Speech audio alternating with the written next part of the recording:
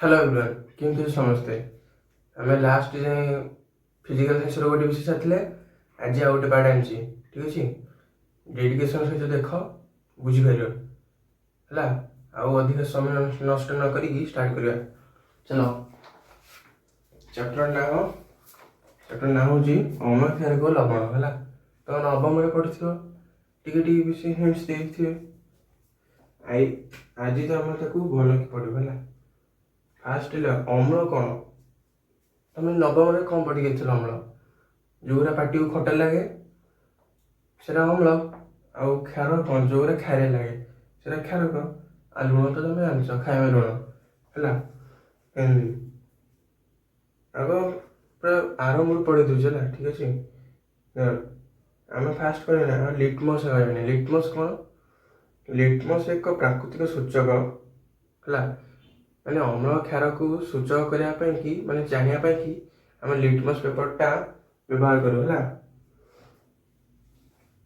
Litmus द्रवण एक नील लोहित रंजक ठीक है क्वेश्चन आस लिटमस कौन आउ लिटमस क्यों निष्कासन कराए यह थालोपेटा श्रेणी शैबालिका निष्कासन कराए है इम्पोर्टाट पॉइंट मुझे पढ़ुचे आमर कौन मेन इंपोर्टाट हूँ इंटेक्स क्वेश्चन एगुरा जो इंपोर्टाट है तुमको से खाली कहब इंटेक्स क्वेश्चन जो अच्छी से आमर हूँ मेन प्रायोरिटी से क्लीयर करें आगुरा जो छोट मोट जिन से तुमको कहीदे ठीक अच्छे आउ ये देख लिखाई जो प्राकृतिक सूचक किसी उदाहरण ये लिख लाल बंधाकोबी पत्र हलदी एवं फूल केते गुड़िक फूल पेटुनिया जेरानियम एगुरा सब है बह देख मिल यहीटा गोटे देख अच्छे देख तुम ये निजे तैयारी कर अम्ल को लाल लिटमस पकेले लाल लिटमस पेपर द्रवण पकेले कौन हम अम्ल को नवम पढ़ी आसो कौन हम लाल लिटमस को जब आम अम्ल पकड़ा किसी हेनी है आदि क्षार पकड़ा कौन हम चेंज हम कलर क्षार टाक जो लाल लिटमस पकड़ा ब्लू कलर हो ठीक अच्छे लाल लिटमस को जब क्षार पकड़ा रंगटा नील हो अम्ल को जब नील लिटमस पकड़ा कौन हम रेड हो फेनोप्थालीन द्रवण पकड़ा अम्ल को कलरलेस हम मानी किसी चेंज हेनी आदि मिथाइल ऑरेंज द्रवण पकड़ा नाली है मन रखी था आउ कौन कह क्षार क्षार को जब आम लाल लिटमस पकड़ा नील हम आ नील लिटमस पकड़े किसी हेनी फेनोप्थालीन पकड़े पिंक हम आउ मिथाइल ऑरेंज पकड़े येलो हम है देख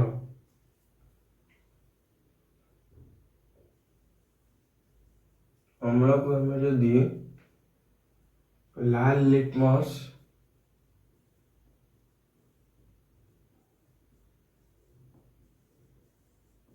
लाल लिटमस पकड़ा कौन हम नो चेंज किसी चेंज हेनी है आदि क्षार है क्षार क्षार को आम यदि लाल लिटमस पकड़ा यहाँ ब्लू कलर हो लाल लिटमस को जब आम क्षार पकेबा तार लाल कलरटा ब्लू हो ठीक अच्छे आउ कौन ये नील लिटमस गोटे एरा कौन कहल सर्ट क्वेश्चन है आसो परीक्षा आदि नील लिटमस को यदि अम्ल पकड़ा तार रंगटा हो कौन रेड हो आदि नील लिटमस को क्षार पकड़ा तार रंग किसी हेनी जेमती सेमती हम नो चेंज माने रंग परिवर्तन हम ना ठीक अच्छे आ फेनोप्थालीन यदि पकड़ा फेनोप्थालीन यदि पकड़ा आम कौन हम कौन अम्ल को जब फेनोप्थालीन पकेबू कलरलेस हम माने तार कलर किसी चेंज हेनी है कलरलेस आज क्षार को फेनोप्थालीन पकेब तार कलर हम पिंक है आउ गए अच्छे कौन मिथाइल ऑरेंज ये गोटे कौन कहल ସବୁ ସୂଚକ ଇଣ୍ଡିକେଟର ହେଲା। ଯଦି ମିଥାଇଲ ଅରେଞ୍ଜକୁ ଆମେ ଅମ୍ଳରେ ପକେଇବା ତାହେଲେ ତାର ରଙ୍ଗ କ'ଣ ହବ? ରେଡ୍ ହବ। ଅରେଞ୍ଜ କଲରଟା ରେଡ୍ ହବ। ଆଉ ଯଦି କ୍ଷାରରେ ପକେଇବା ତାହେଲେ ତା କଲର ହବ କ'ଣ? ୟେଲୋ ହେଲା ହେଲା। ବୁଝିଲେଟି? ମନେ ରଖିଦେବ ହେଲା। କେମିତି କହିଲେ ଦେଖ, ଏଇଟା ତ ଜାଣିଛ, ଅମ୍ଳ କ୍ଷାର ତ ଜାଣିଛ। ଲାଲ ଲିଟମସକୁ ଯଦି ଅମ୍ଳରେ ପକେଇବା ତାହେଲେ ତା କଲର କିଛି ହବନି। ଯଦି ନୀଳ ଲିଟମସକୁ ଅମ୍ଳରେ ପକେଇବା ତାହେଲେ ରେଡ୍ ହବ। ଆଉ କ୍ଷାରକୁ ଯଦି ଲାଲ ଲିଟମସ ପକେଇବା ତାହେଲେ ବ୍ଲୁ ହବ। ନୀଳ ଲିଟମସରେ ପକେଇଲେ କିଛି ହବନି। ଏଇଟା ତ ତମେ ନବମରୁ ପଢି ଆସୁଛ, ଜାଣିଛ, ମନେ ଅଛି ତମର। ଫେନୋପ୍ଥ୍ୟାଲିନ ମନେ ରଖ, ଫେନୋପ୍ଥ୍ୟାଲିନ ଯଦି ଅମ୍ଳ ପକେଇବ ତାହେଲେ କିଛି ହବନି, କ୍ଷାର ପକେଇଲେ ପିଙ୍କ ହବ ହେଲା। ଆଉ ମିଥାଇଲ ଅରେଞ୍ଜଟା ଏସିଡରେ ରେଡ୍ ହବ, ବେସରେ ୟେଲୋ ହବ। ଠିକ ଅଛି।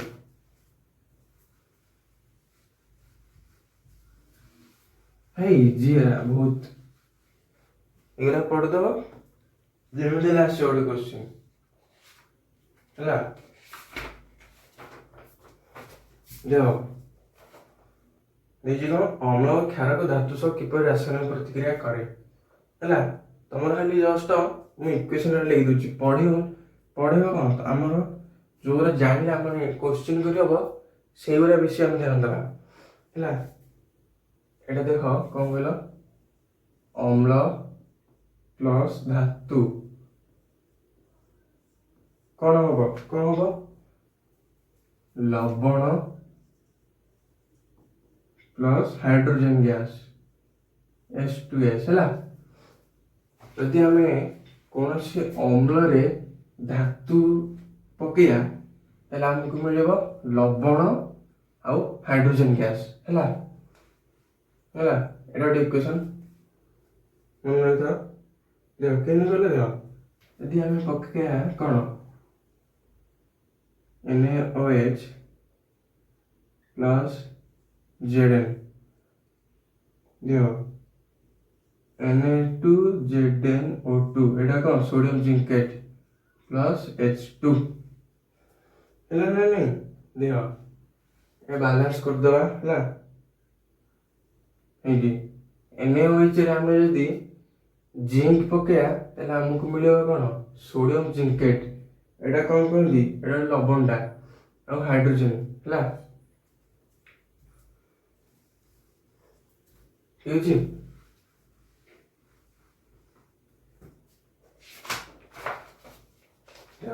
ଏଗୁରା ସବୁ ଦେଖ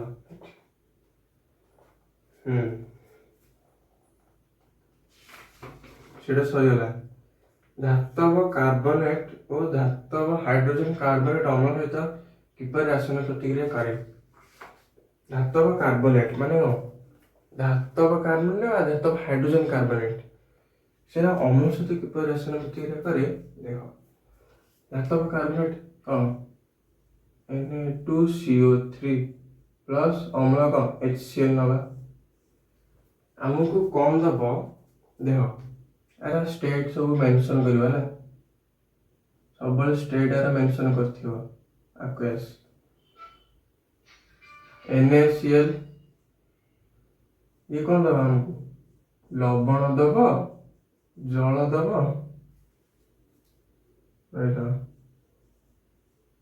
ଲବଣ, ଜଳ ଆଉ କ'ଣ ଦବ? CO2 ଗ୍ୟାସ୍ ହେଲା। ଆଉ ଯଦି ଧାତବ ହାଇଡ୍ରୋଜେନ କାର୍ବୋନେଟ୍, ଏଥିରେ ହାଇଡ୍ରୋଜେନ ନାହିଁ, ଏଟା ଖାଲି ଧାତବ କାର୍ବୋନେଟ୍ ହେଲା। ଆଉ ଯଦି ଧାତବ ହାଇଡ୍ରୋଜେନ କାର୍ବୋନେଟ୍ ନବା, ତାକୁ ଆମେ ଯଦି ଏସିଡରେ ପକେଇବା ତାହେଲେ ଆମକୁ କ'ଣ ମିଳିବ? ସମାନ ସମାନ ସବୁ ରହିବ। NaCl aqueous state ରେ ଷ୍ଟେଟ୍ ତ ଏକା ରହିବ ନା, CO2। ଠିକ ଅଛି। ଏଥିରୁ ଆମେ କ'ଣ ଜାଣିଲେ? ଏଥିରୁ ଆମେ ଜାଣିଲେ ଯେ ଯଦି ଧାତବ ହାଇଡ୍ରୋଜେନ, ଯୋଉ ଧାତବ କାର୍ବୋନେଟ୍ କିମ୍ବା ଧାତବ ହାଇଡ୍ରୋଜେନ କାର୍ବୋନେଟ୍କୁ ଆମେ ଯଦି କୌଣସି ଅମ୍ଳ ସହିତ ପ୍ରତିକ୍ରିୟା କରିବା ତାହେଲେ ଆମକୁ ମିଳିବ ଲବଣ, ଜଳ ଆଉ କାର୍ବନ ଡାଇଅକ୍ସାଇଡ୍ ଗ୍ୟାସ୍ ହେଲା, ଠିକ ଅଛି, ମନେ ରହିଲା। ବହୁତ ବଢିଆ। ଆଉ ଗୋଟେ ଦେଖ, ଧାତବ କାର୍ବୋନେଟ,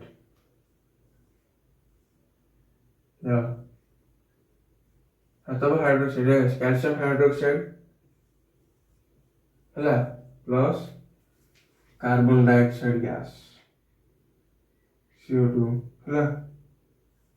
এইটা ଆମେ ଯଦି ତାକୁ ଚୂନ ପାଣି CaOH ମାନେ କ'ଣ ଚୂନ ପାଣି, ତାକୁ ଆମେ ଯଦି कार्बन डाइऑक्साइड को ଯଦି ଆମେ ଜଳ ଦ୍ରବଣ ତାକୁ ନବା ହେଲା, ତାହେଲେ ଆମକୁ ମିଳିବ ଧଳା ଅବକ୍ଷେପ ମାନେ କ'ଣ କ୍ୟାଲସିୟମ କାର୍ବୋନେଟ CaCO3 ହେଲା, ଆଉ ମିଳିବ କ'ଣ H2O ମିଳିବ। ଏଇଟା ସେ ଗୋଟେ ଇକ୍ୱେସନ ଆଉ ହେଲା। ଆମେ ଯଦି ଏଥିରୁ କ'ଣ ହେଲେ ଅଧିକା ହାଇଡ୍ରୋଜେନ କାର୍ବୋନେଟ ଦ୍ରବଣ ପକାଇଲେ ନିର୍ଗତ ହେଉଥିବା कार्बन डाइऑक्साइड ଏଇ ଯୋଉ ଇକ୍ୱେସନ ନ कार्बन डाइऑक्साइड ଯୋଉ ଗ୍ୟାସ ଅଛି, ଆମେ ସେ ଯୋଉ ଏଇ ଇକ୍ୱେସନ ଯୋଉ कार्बन डाइऑक्साइड ଗ୍ୟାସ ବାହାରିଲା, ଆମେ ଯଦି ସେଥିରେ ଚୂନ ପାଣି ମିଶେଇବା ତାହେଲେ ଆମକୁ ମିଳୁଛି କ'ଣ କ୍ୟାଲସିୟମ କାର୍ବୋନେଟ ପ୍ଲସ୍ H2O। ଆଉ ଯଦି କ୍ୟାଲସିୟମ କାର୍ବୋନେଟ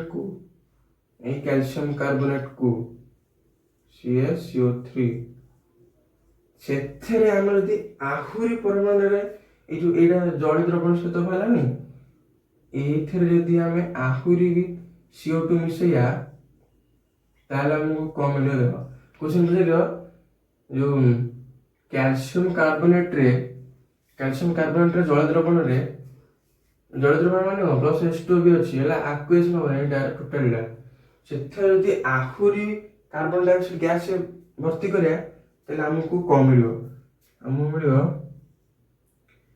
CaHCO3 କ'ଣ ଜଳ ଦ୍ରବଣୀୟ ଆକ୍ୱେସ୍ ଷ୍ଟେଟରେ ରହିବ ହେଲା। ଚୂନ ପଥର, ଏଇଟା କ'ଣ କୁହନ୍ତି ଚୂନ ପଥର ବା ଲାଇମଷ୍ଟୋନ ବା ମାର୍ବଲ କ୍ୟାଲସିୟମ କାର୍ବୋନେଟ, ଠିକ ଅଛି। ଆଉ ଦେଖ କ୍ୟାଲସିୟମ କାର୍ବୋନେଟର ୟୁଜ୍ ପଡ଼ିବ ହେଲା। କ୍ୟାଲସିୟମ କାର୍ବୋନେଟ କୋଉଠି ବ୍ୟବହାର କରାଯାଏ, ମାନେ ଗୋଟେ ଚକରେ ଯୋଉ ଲେଖା ହୁଏ ଖଡ଼ି, ଆଉ ମାର୍ବଲ ପଥର, ଆଉ ଗୋଟେ ହଉଛି ଏ ଯୋଉ ରାସାୟନ ସହିତ ରାସାୟନିକ ପ୍ରତିକ୍ରିୟା, ହଁ ସେଇ ଦୁଇଟା ମନେ ରଖିଥାଅ ହେଲା। ଏଇ ରାସାୟନିକ ପ୍ରତିକ୍ରିୟାକୁ ସଂକ୍ଷେପରେ ପ୍ରକାଶ କରାଯାଏ। ଏଇ ଯୋଉ ଆମେ କହିବାନି ଏଇଟା ଇମ୍ପୋର୍ଟାଣ୍ଟ ହେଲା, ଠିକ ଅଛି। କ'ଣ ନା କ୍ୟାଲସିୟମ କାର୍ବୋନେଟରେ ଜଳ ଦ୍ରବଣରେ ଆମେ ଯଦି कार्बन डाइऑक्साइड ଗ୍ୟାସ ପ୍ରବେଶ କରାଇବା ତାହେଲେ ଆମକୁ କ'ଣ ମିଳିବ CaCO3 ଆକ୍ୱେସ୍ ଷ୍ଟେଟରେ ମିଳିବ, ଠିକ ଅଛି। ଆଉ ଗୋଟେ ହେଉଛି ଅମ୍ଳ ଓ କ୍ଷାରକ ପରସ୍ପର ସହିତ କିପରି ପ୍ରତିକ୍ରିୟା କରନ୍ତି। କ'ଣ ଅମ୍ଳ କ୍ଷାର କ'ଣ ତମେ ଅମ୍ଳ କ୍ଷାର ମିଶିଲେ କ'ଣ ନ୍ୟୁଟ୍ରାଲ ହେଇଯିବ, ଲବଣ ସୃଷ୍ଟି କରିବ, ସରିଲା ଲବଣ ସୃଷ୍ଟି କରିବ, ଜଳ ବାହାରିବ। ଆଉ କ'ଣ ଦେଖ ନ୍ୟୁଟ୍ରାଲାଇଜେସନ ରିଆକ୍ସନ ବା ଯୋଉ କ'ଣ ତା ଓଡ଼ିଆଟା କ'ଣ ପ୍ରଶମନୀକରଣ ପ୍ରତିକ୍ରିୟା ହେଲା, ଠିକ ଅଛି। ଇଂଲିଶ ଟର୍ମରେ ଟିକେ ଜଲ୍ଦି ମନେ ରହେ ହେଲା, ଇଂଲିଶଟା ବି ବହୁତ ଜରୁରୀ, କିନ୍ତୁ ଆଗକୁ ତମେ ସବୁ ପ୍ଲସ୍ ଟୁରେ ଇଂଲିଶ ପଢ଼ିବ ନା, ସେଥିପାଇଁ ଇଂଲିଶ ଟର୍ମଟା ଅଭ୍ୟାସ କର। ଓଡ଼ିଆରେ ବି କିଛି ନାହିଁ, ଓଡ଼ିଆରେ ତମେ ମନେ ରଖିପାରିବ, ହେଲେ ଇଂଲିଶଟା ଠିକ ଅଛି। ହଉ କ'ଣ ଅମ୍ଳ କ୍ଷାରକ କିପରି ରାଶିର ଦୁଇରେ କରନ୍ତି, କ'ଣ ଆନ୍ସର ଦେଖ, ଅମ୍ଳ ପ୍ଲସ୍ କ୍ଷାରକ ଟୁ ଲବଣ ପ୍ଲସ୍ ଜଳ, ଏଇଟା ତ ଛୁଆବେଳୁ ପଢ଼ି ଆସୁଛ ନା, କ'ଣ ଅଛି ଏଥିରେ ଦେଖ, ଆମେ ଲବଣ ଯୋଉ ଅମ୍ଳ ଜାଗାରେ କ'ଣ ନେବା HCl ନେବା ହେଲା, କ୍ଷାର ଜାଗାରେ ନେବା ସୋଡ଼ିୟମ ହାଇଡ୍ରୋକ୍ସାଇଡ ହେଲା। ଲବଣ ଆମକୁ କ'ଣ ମିଳିବ ନା ସୋଡ଼ିୟମ କ୍ଲୋରାଇଡ ପ୍ଲସ୍ H2O, ସରିଲା ଆଉ କ'ଣ। ଯଦି ଦେଖିବ ଗୋଟେ ଅମ୍ଳ ଅଛି ଗୋଟେ କ୍ଷାର ଅଛି, ଆଖି ମୁଚିକି ଲବଣ ଆଉ ଜଳ ଲେଖିବ। ଧାତବ ଲବଣଟା ଧାତ ଯୋଉ ଯୋଉ ଧାତୁ ଥିବ ତାର ଲବଣ ଲେଖିଦବ। ଏଇଟା କ୍ଲୋରିନ୍ ଅଛି, ସଇଲା। ଆଉ H2O ତ ରହିବ କମ୍ପଲସରି, ଆଉ ସଇଲା ଆଉ କିଛି ନାହିଁ ନା। ଆଉ ଗୋଟେ କଣ ଧାତବ ଅକ୍ସାଇଡ ଅମ୍ଳ ସହିତ ରାସାୟନିକ ତିଆରି କରିପାରେ। ଦେଖ ଧାତବ ଅକ୍ସାଇଡ ପ୍ଲସ୍ ଅମ୍ଳ, ଧାତବ ଅକ୍ସାଇଡ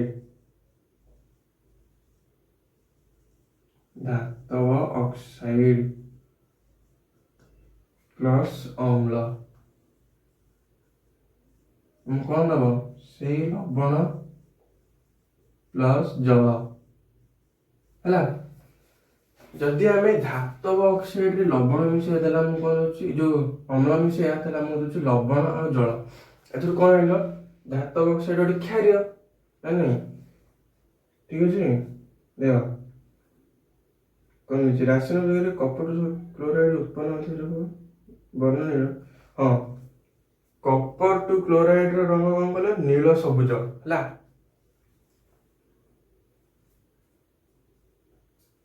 କୋଉଟା ହେଲା?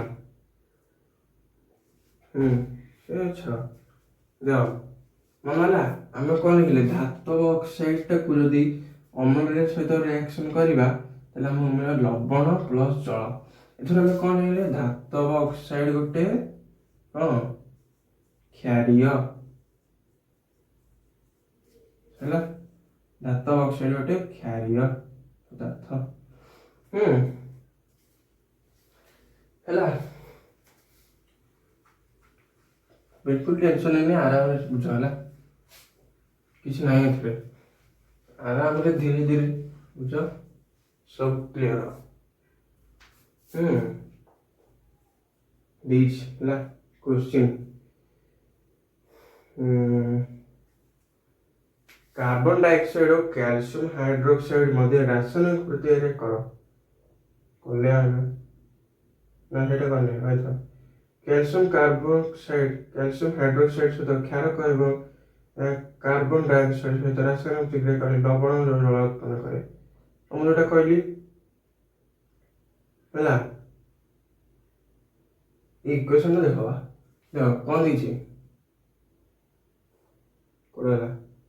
कैल्शियम हाइड्रोक्साइड गोटे क्षारक एवं यह कार्बन डाइऑक्साइड सहित रासायनिक प्रतिक्रिया कर लवण जल उत्पन्न करे। कौन है CaOH(2) कैल्शियम हाइड्रोक्साइड गोटे क्षारक है। एटा कौन क्षार है? ताकू आमे जदि कार्बन डाइऑक्साइड गैस रे जदि रासायनिक प्रतिक्रिया करबा, एटा क्षार रे एटा ऑटोमेटिकली अम्ल हबो। तो CO2 गोटे अम्ल मन रखि थाओ हैला। एसिड गोटे एथिरे जदि आमे रिएक्शन करया हमहु मिलिबो CaCO3 कोन calcium carbonate plus H2O liquid हैला। एटा क्षार, CO2 टा मन रखि थाओ अम्ल, एटा लवण, सेटा जल हैला। सैला एबे हमर आसे क्वेश्चन को हैला।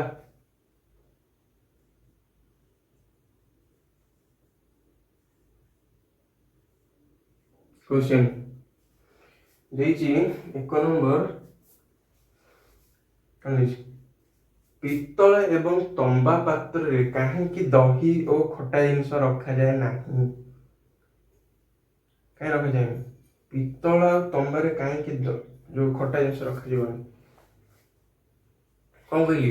धातव ऑक्साइड सेटा कौन धातुटा, सेटा कौन क्षारीय हैला। आमे जदि सेतरे अम्ल किंबा अम्ल रखिबा, खटा जिनिस रखिबा, ताले कौन से नष्ट होई जे, सब जिनिस नष्ट होई जे। हेतिबें कि आमे सेतरे किछि जिनिस रखोनी, दही और खटा जिनिस रखा जाए नहीं, कारण धातव ऑक्साइड गोटे क्षारक। ठीक अछि सला। 1 नंबर सला। 2 नंबर गोटे अम्ल गोटे धातु सहित रासायनिक प्रतिक्रिया कले साधारणतः कें गैस निर्गत हुए? गोटे अम्ल गोटे धातु सहित रासायनिक प्रतिक्रिया कले कें गैस निर्गत हुए? ଯାହା ଲେଖିଥିଲି, ଅମ୍ଳ ଯଦି ଗୋଟେ ଧାତୁ ସହିତ ପ୍ରତିକ୍ରିୟା କରିବ ତାହେଲେ ଆମକୁ କଣ ମିଳିବ କୁହ? ଅମ୍ଳ ଯଦି ଗୋଟେ ଧାତୁ ସହିତ ରିଆକ୍ସନ କରିବ ତାହେଲେ ଆମକୁ କଣ ମିଳିବ? ଆମକୁ ମିଳିବ କଣ? ଲବଣ ପ୍ଲସ୍ କୋଉ gas? H2 gas, hydrogen gas. କୋଉ ଗ୍ୟାସ୍ ମିଳିବ? Hydrogen gas. ଠିକ ଅଛି, ସଇଲା 2 ନମ୍ବର ଆନ୍ସର ସଇଲା। ଏକ ଧାତବ ଯୌଗିକ A ଲଘୁ ହାଇଡ୍ରୋକ୍ଲୋରିକ୍ ଏସିଡ୍ ସହ ରାସାୟନିକ ପ୍ରତିକ୍ରିୟା କରି ବୁଦବୁଦ ସୃଷ୍ଟି କରେ। କଣ ଦେଇଛି? ହଁ, ଲଘୁ ହାଇଡ୍ରୋ ଦେହ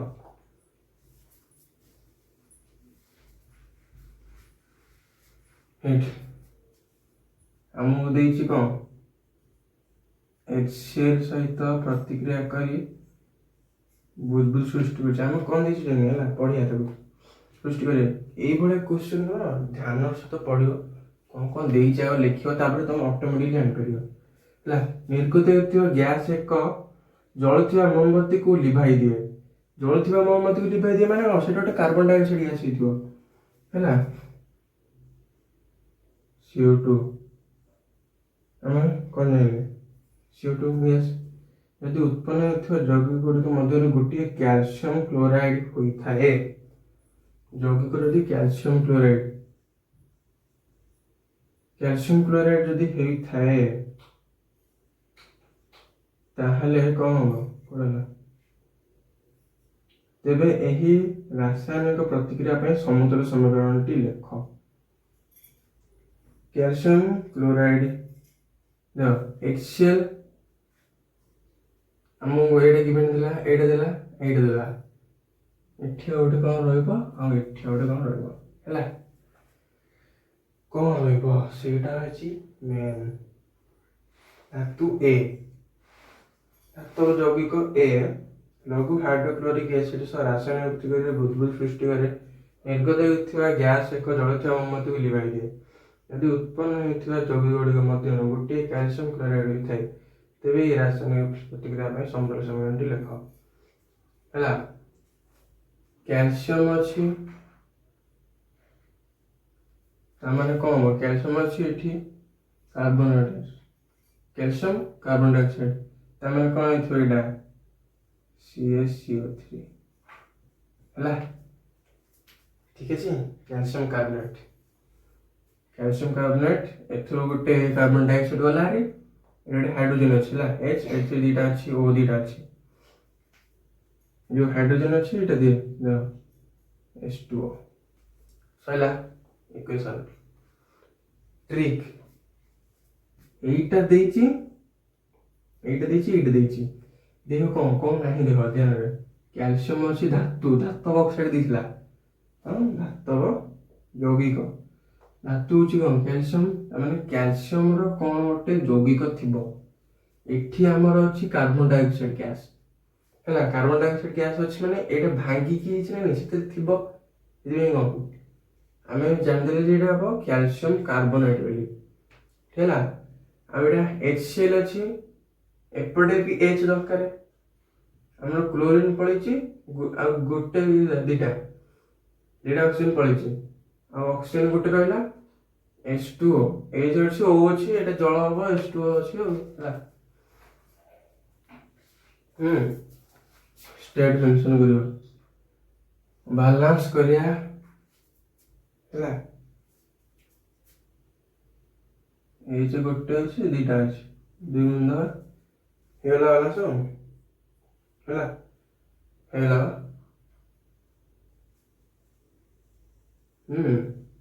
क्वेश्चन नंबर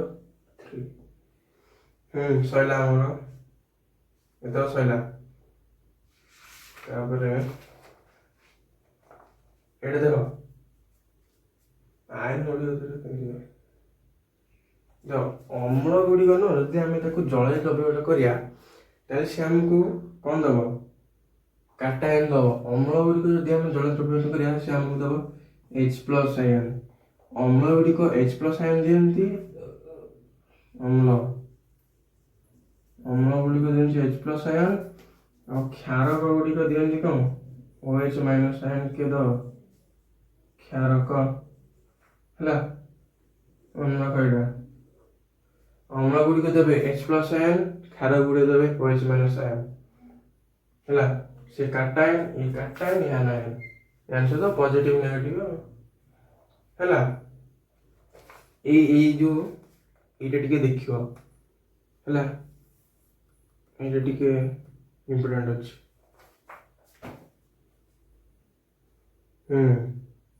ଏଇଠି ଦେଇଛି କ'ଣ ହାଇଡ୍ରୋଜେନ ଆୟନ ସ୍ୱତନ୍ତ୍ର ଭାବେ ରହିପାରେ ନାହିଁ କିନ୍ତୁ ଏହା ଜଳ ସହିତ ମିଶିକି ରହିପାରେ ତେଣୁ ହାଇଡ୍ରୋଜେନ ଆୟନକୁ ସର୍ବଦା H ପ୍ଲସ୍ କିମ୍ବା ହାଇଡ୍ରୋନିୟମ ଏଇଟା କ'ଣ ହାଇଡ୍ରୋଜେନ ଆୟନ ଆକୁ ଆଉ ଗୋଟେ ପ୍ରକାରରେ ବି ଲେଖନ୍ତି କ'ଣ H3O ପ୍ଲସ୍ ଏଇଟା ହାଇଡ୍ରୋନିୟମ ଆୟନ ହେଲା ହାଇଡ୍ରୋଜେନ ଆୟନ କେବେ ସିଙ୍ଗିଲ ରହିପାରିବନି ଯଦି ରହିବେ କେମିତି ଏମିତି ରହିବ ନହେଲେ ଏମିତି ରହିବ ଏ ଅବସ୍ଥାରେ ରହିବ ନହେଲେ ହାଇଡ୍ରୋଜେନ ଆୟନ ଏଟା ହାଇଡ୍ରୋନିୟମ ଆୟନ ଏଟା ହେଲା ଜଳୀୟ ଦ୍ରବୀଭୂତ ବି ରହିପାରିବ H plus plus H2O is raised to H3O plus ହେଲା ଇକ୍ୱେସନ ର ଅଛି ତାକୁ ଯଦି ଭାଙ୍ଗିବା କ'ଣ ମିଳିବ ହେଇଠି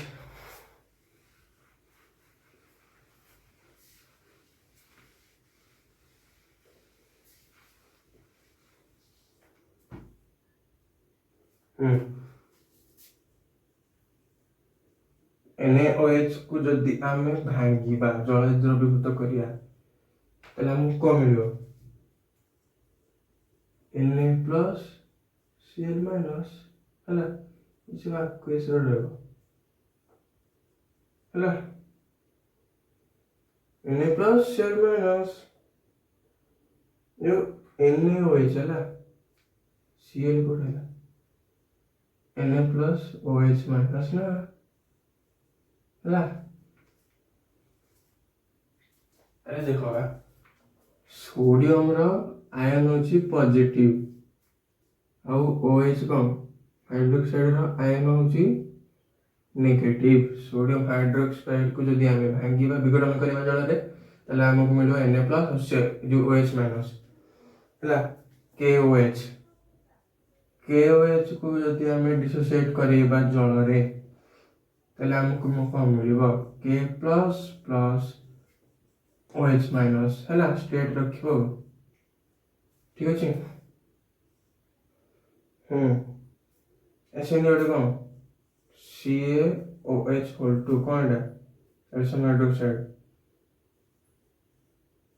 ताको जदी हमें डिसोसिएट करे हमको कौन मिलो से मिलो देखो कैल्शियम रो आयन एटा केते कहला पॉजिटिव हो हैला जो 2+ हो नवम रे तमर थिले नि कहार आयन कोन ताको मन रखियाटा मन रखिया पड़ियो इंपोर्टेंट सेरा माने तुम के जानि बाटे एटा 2+ हो बोली थिला सबरो आयन रे सब मन रखियो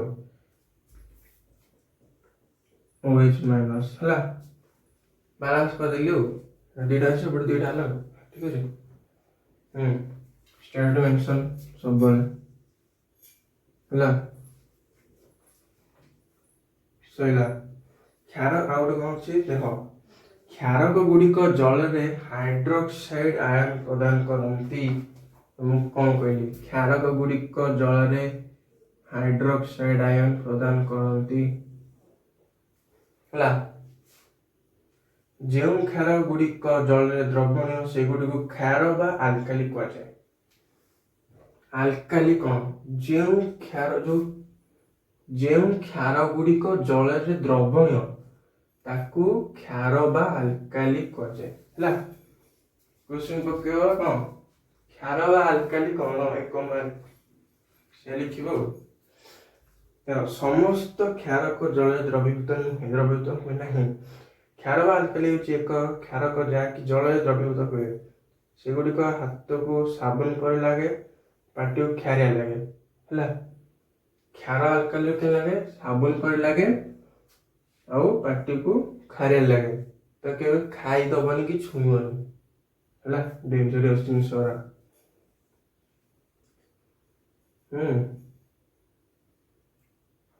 ସଇଲା ଆମର। ଆଉ କେମିତି ଲବଣ କେମିତି ସୃଷ୍ଟି ହଉଛି ଦେଖିବା ହେଲା। ଲବଣ କେମିତି ସୃଷ୍ଟି ହଉଛି ଦେଖ, ଆମେ ଯଦି ଗୋଟେ ଅମ୍ଳ ନବା ଆଉ ଗୋଟେ ଯଦି କ୍ଷାର ନବା, ତାହେଲେ ଆମକୁ କଣ ମିଳିବ? ଲବଣ ମିଳିବ ପ୍ଲସ୍ ଜଳ ମିଳିବ ହେଲା। ଯଦି ଆମେ ଅମ୍ଳଟା କଣ ସବୁବେଳେ ହାଇଡ୍ରୋଜେନ ଆୟନ ଦିଏ ହେଲା, H ଦବ। ଧର ଆଉ ଗୋଟେ କଣ ଆମେ ଏଇଟା ଧାତୁଟା କଣ ନବା ହେଲା, X ନବା ଏଇଟା, ପ୍ଲସ୍ କ୍ଷାର କଣ ଦିଏ ସବୁବେଳେ OH ମାଇନସ୍ ହେଲା। ଆଉ ଯଦି ଆମେ ଏଇଟା Y ନବା, ମାନେ ଏଇଟା କଣ ନବା ଆଉ ହେଲା, ଯଦି ଏମିତି ନେଲେ ତାହେଲେ ଆମକୁ କଣ ମିଳିବ? ତାହେଲେ ଆମକୁ ମିଳିବ ଏଇ ଦିଟାର ମିଶ୍ରଣ, ମାନେ XY ପ୍ଲସ୍ H2 ତ ଜାଣିଛ, जो H2 को जी HOH जैसे H2 से है ना, तो एग्जाम्पल लगा HCl plus NaOH gives rise to NaCl plus H2O।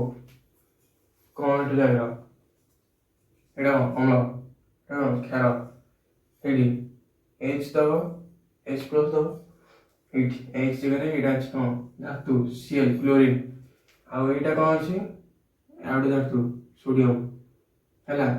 कोन देला लवण रे ए दिटा sodium chloride NaCl plus HOH को H2O हैला। लवण केमती फॉर्मेशन हो हैला जानिलो।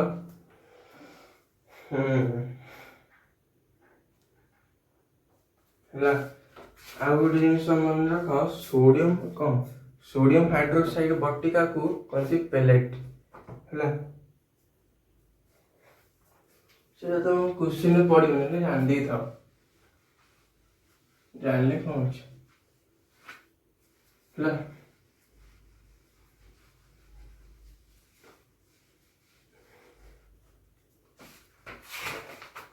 ठीक अच्छे। आउ गोटे देखिया,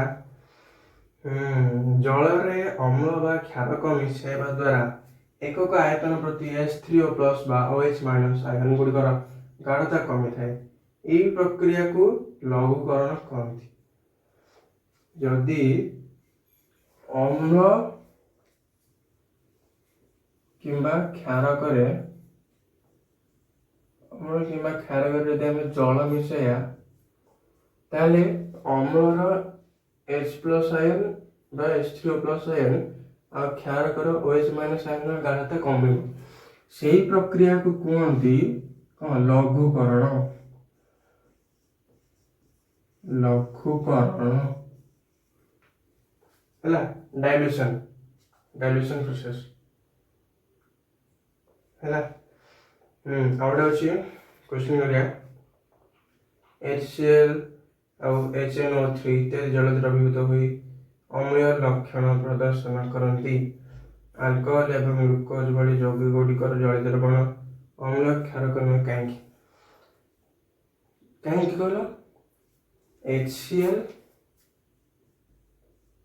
आउ HNO3 गुड़िक कौन करती जल द्रवण हुई अम्लीय लक्षण प्रदान करती। क्षार जो अल्कोहल और ग्लूकोज से करें कहीं कौन कह अम्ल गुड़िक जल में H प्लस आयन त्याग करेंगे।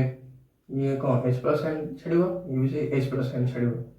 आ ग्लूकोज तो H प्लस आयन ना ना से कौटी H प्लस आयन दो ग्लूकोज कौन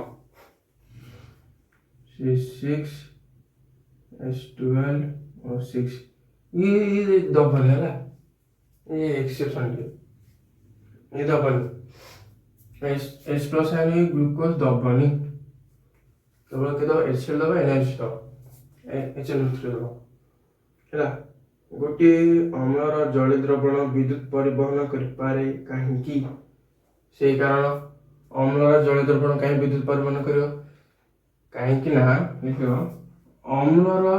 ଅମ୍ଳ ଗୁଡ଼ିକ ଜଳରେ H+ ଆୟନ ଦେଇଥାନ୍ତି, ଯାହାକି ବିଦ୍ୟୁତ ପରିବହନ ପାଇଁ କି ଜରୁରୀ। ସେଥିପାଇଁ କି ଅମ୍ଳ ଗୁଡ଼ିକ ଜଳରେ ବିଦ୍ୟୁତ ପରିବହନ କରିପାରନ୍ତି ହେଲା, ଏଇଟା ଇମ୍ପୋର୍ଟାଣ୍ଟ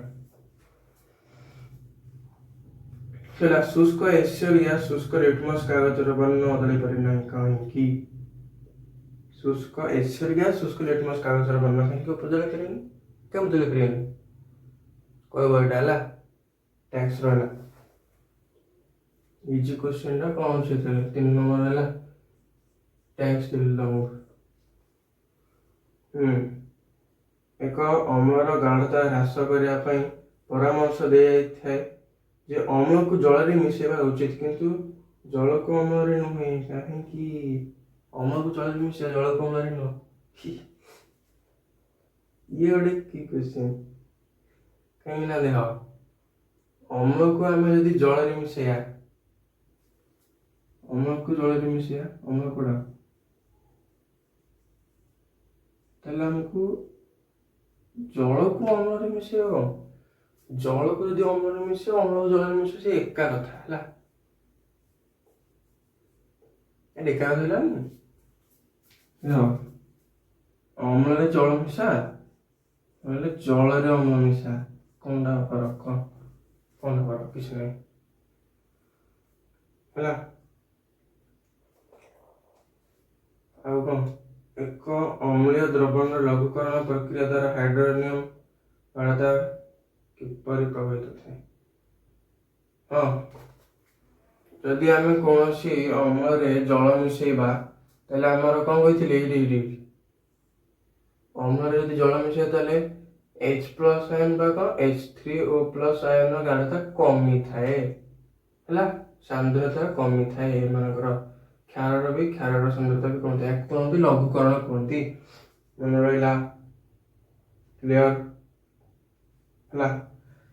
ଆଉ ଲାଷ୍ଟ କ୍ୱେଶ୍ଚନ, ଅଧିକ ପରିମାଣର କ୍ଷାରକ ସୋଡିୟମ ହାଇଡ୍ରୋକ୍ସାଇଡ୍ ଦ୍ରବଣରେ ଦ୍ରବୀଭୂତ ହେଲେ ହାଇଡ୍ରୋକ୍ସାଇଡ୍ ଆୟନ ଗାଢ଼ତା କିପରି ପ୍ରଭାବିତ ହୁଏ? କଣ ହେଲା? ଅଧିକ ପରିମାଣର କ୍ଷାରକ ସୋଡିୟମ ହାଇଡ୍ରୋକ୍ସାଇଡ୍ ଦ୍ରବଣରେ ଦ୍ରବୀଭୂତ ହେଲେ ହାଇଡ୍ରୋକ୍ସାଇଡ୍ ଗାଢ଼ତା କିପରି ହୁଏ? କ୍ଷାର ଯଦି ସୋଡିୟମ ହାଇଡ୍ରୋକ୍ସାଇଡ୍ ଦ୍ରବୀଭୂତ ହେବ, ତାହେଲେ OH- ବଢିବ ଆଉ କଣ ହେଲା। ତାପରେ ଦେଖ, ଏଇଠୁ ଯାଏଁ କରିବା ଆଉ ହେଲା। ଦେଖ, କୌଣସି ଦ୍ରବଣର ହାଇଡ୍ରୋଜେନ ଆୟନ ଗାଢ଼ତା ମାପିବା ପାଇଁ pH ସ୍କେଲ ନାମକ ଏକ ସ୍କେଲ ବିକାଶ କରାଯାଇଛି। pH ସ୍କେଲ କଣ? କୌଣସି ଦ୍ରବଣର କେତେ ଅମ୍ଳଟା ତାର ମାନେ କଣ H+ ଆୟନଟା କେତେ ଅଧିକା ଅଛି, ତାକୁ ମାପିବା ପାଇଁ ଆମେ pH ସ୍କେଲ ବ୍ୟବହାର କରୁ ହେଲା। pH ସ୍କେଲ ହେଉଛି ଜର୍ମାନୀ ଶବ୍ଦ। pH ହେଉଛି ଏକ ଜର୍ମାନୀ ଶବ୍ଦ ହେଲା। ପୋଟେଞ୍ଜରୁ pH ର P ଆସିଛି। ପୋଟେଞ୍ଜ ମାନେ କଣ? ପୋଟେଞ୍ଜ ହେଉଛି କ୍ଷମତା ହେଲା। ମାନେ କଣ? ହାଇଡ୍ରୋଜେନର କେତେ କ୍ଷମତା, ତାକୁ ମାପିବା ପାଇଁ ଆମେ pH ସ୍କେଲ ବ୍ୟବହାର କରୁ। ଏଟା ପୋଟେଞ୍ଜ, ଜର୍ମାନ ଶବ୍ଦ ପୋଟେଞ୍ଜରୁ ଅଛି pH। P ଅର୍ଥ ପାୱାର, ମାନେ କ୍ଷମତା ହେଲା। এই pH ସ୍କେଲ ଦେଖିବା ହେଲା। pH ସ୍କେଲର କଣ? ସାଧାରଣତଃ 0 ରୁ 14 ଯାଏ ଥାଏ। pH ସ୍କେଲ ଦେଖିବ ନା, pH ସ୍କେଲ ଏମିତି ହେଲା, ଏମିତି ସବୁ ଥିବ। ତମ ବହିରେ ବି ଅଛି, ତମେ ଦେଖିବ ହେଲା। এইটা ଥିବ 7 ହେଲା। এইটা না ପଜିଟିଭ ନା ଅମ୍ଳ ନା କ୍ଷାର, ଏଇଟା ନ୍ୟୁଟ୍ରାଲ। ଏଇଟା 0, ଏଇଟା 14 ହେଲା। 7 7 14 ଯେ ଏଇଠି ଯଦି ଯୋଉ ଜିନିଷଟା ଅଛି, ମାନେ ଆମେ ମାପିଲେ ତାର ଯଦି ଏଠି ସୂଚେଇଲା, ତାହେଲେ ଏଠି କଣ ରହିବ? ନା ଅମ୍ଳ ନା କ୍ଷାର, ପ୍ରଶମିତ ଦ୍ରବଣ ହେଲା। ଆଉ ଯଦି पी स्केल रो 7 रु वैल्यू कमी कमी आउची ताहले कोन H प्लस आयन रो बॉडी बढ़ी जाउची ताहले कोन अम्लीय हे जाउची आ OH माइनस आयन कमी कमी जाउची हैला OH माइनस आयन कमी कमी गले कोन अम्लीय हे जिवो आ जदि 7 रु बॉडी बढ़ी जाउची ता क्रमांकटा ताहले H प्लस आयन सांद्रता कमी कमी जाउची OH माइनस आयन सांद्रता बढ़ी बढ़ी जाउची OH माइनस रो सांद्रता बढ़ले कम क्षारीय हो सेंदी पी स्केल रो 7 रु बाम पटु को आइले वैल्यू सेटा अम्लीय हो आ जदि डाउन पटु जीवो ताले कम हो क्षारीय हो क्लियर हैला क्लियर एबा बगैर देश देखियो ना कितने गुडी इंपोर्टेंट है तुम बगैर भी अच्छी लिखदा पाचक रस कौन HCl आम जो पेटी अच्छी 1.2 माने कौन अम्लीय 1.2 माने किते 0.1 1.2 ए पाखापाखि माने इति पूरा सुमाड़ी हैला त पूरा अम्लीय जदि देखियो जदि पी स्केल रे तार वैल्यू 7 अछि ताले सेटा कोन अम्ल ना क्षार ना कोन ना किछ नो प्रशमित द्रवण आ जदि 7 वैल्यू कम अछि ताले अम्लीय 7 रो वैल्यू बढ़ अछि ताले क्षारीय हैला लेंबू रस रो pH केते लेंबू रस रो pH होची 2.2 माने 1 एटा 2.2 हला ए पाके पाके देखो अरे टॉप रे रहबो एटा ता तले रहबो एठी हमर केते रहबो कहला जो जल प्रश्न तो कोन जल आंसर नि जल आ हमर जो ब्लड रो pH केते ब्लड रो pH होची 7.4 स्लाइट की खेरियो हला आ मिल्क मैग्नीशियम रो pH होची 10 एठी थो पडा एठी थो 10 हला मिल्क मैग्नीशियम रो pH होची 10 आ सोडियम हाइड्रोक्साइड द्रवण सोडियम हाइड्रोक्साइड होची सबुठ पावरफुल बेस सोडियम हाइड्रोक्साइड तार होची pH 14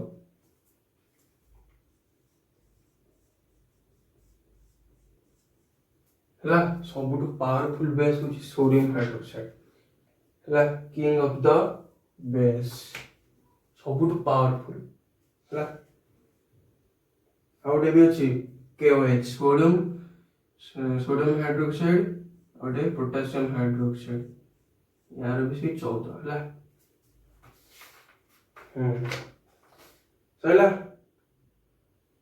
चला ए पार्ट रे दी हला आउ जो अलगा पार्ट उठानिया आउ सब तो क्वेश्चन अछि आउ अल्प क्वेश्चन अछि हला आउ अछि एपडे जो ब्लीचिंग पाउडर रे सब इंपोर्टेंट क्वेश्चन अछि हला आउ बाकी पार्ट रे आ सब क्लियर करिया बुझियाला जा हला बुझियाला जोडे डाउट रहला पचारियो हला ठीक अछि हाउ आज एंती आज जाओ बाय।